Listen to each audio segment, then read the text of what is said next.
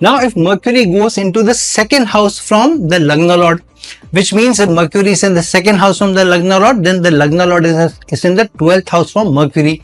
So on one side, Mercury being in the second house of gains from the Lagna Lord will help achieve the Lagna Lord, achieve its manifestation of whatever gains the Lagna Lord wants. Mercury will help it achieve those gains. So Mercury here will help the Lagna Lord achieve gains through whatever its manifestation is, through money, through livelihood, through educated decision making, through the ability to be able to make gains in whatever the Lagna Lord is manifesting. So then the placement of the Lagna Lord becomes important. Now, if the Lagna Lord, for example, here we are taking the example of the 5th house. If the Lagna Lord is in the 5th house and Mercury is in the 6th house, second from it, what is the manifestation of the Lagna Lord? The manifestation of the Lagna Lord is of the 5th house, which means the life's goals will be achieved through speculations, risk taking, ability to make changes, or the person will help or try to identify changes when the change is needed so that they are able to make gains.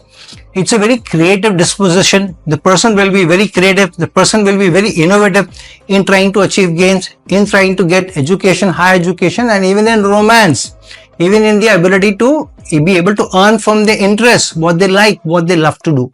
And Mercury going into the second house from the Lagna Lord, while Lagna Lord being in the 5th house, because you have to see the relevant position, is that Mercury will help the Lagna Lord achieve its manifestation of the 5th house and help it with gains.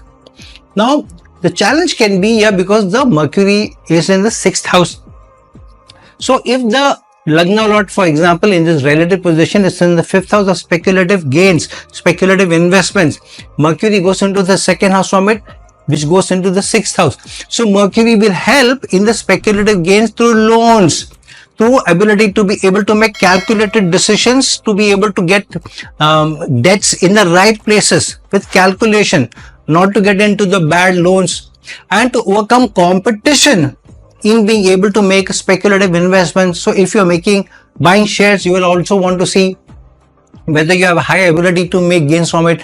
If you like somebody and there is somebody else who's also suitor for the same person, Mercury will help you to be able to use your tact to be able to overcome competition so that you can achieve your love.